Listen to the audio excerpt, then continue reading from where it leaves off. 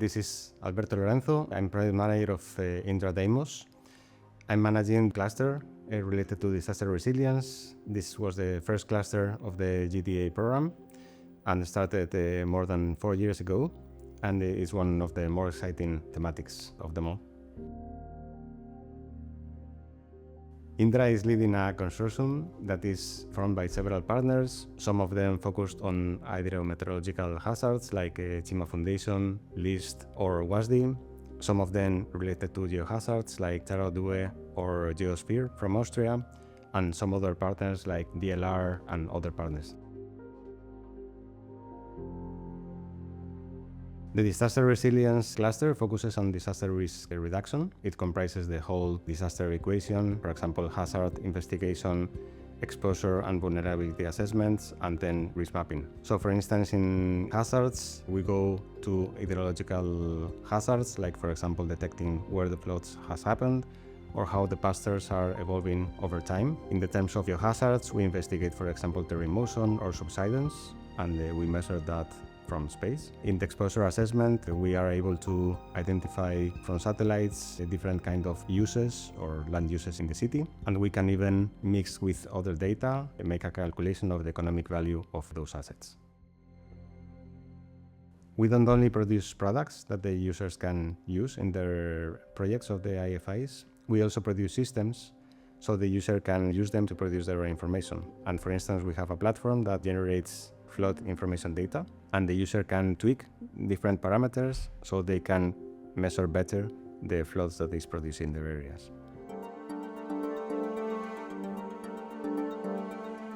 In our cluster, maybe due to the topic, the level of awareness is relatively high, although the IFIs team normally rely on the systems that they have used traditionally, like hydrological modeling. There are a couple of challenges that we have to tackle. One of them is to try to increase the level of awareness on the different products that we can produce and increase their knowledge on the family of products that Earth observation can produce. And also we have to improve the credibility of our products, ensuring that there is a thorough process of validation, and also that we communicate uncertainties in a good way.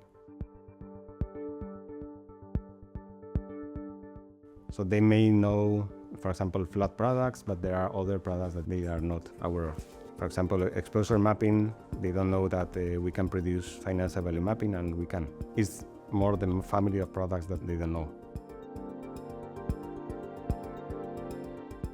On the user side, the reality is different. I think their level of awareness is quite low.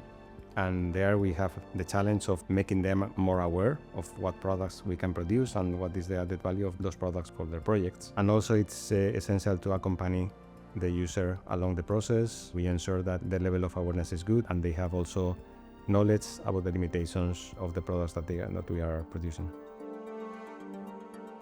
Along the project, we think there are several successes, but I would like to highlight a couple of them. In particular, we were in contact with IFC, showing them and teaching them how to use a system to produce flood information. Finally, they were convinced about the usefulness of a system for their projects, and they acquired a license to use it autonomously. We are also providing capacity building for doing that properly. Another success example that they have is an unfortunate earthquake that happened in Morocco in 2023.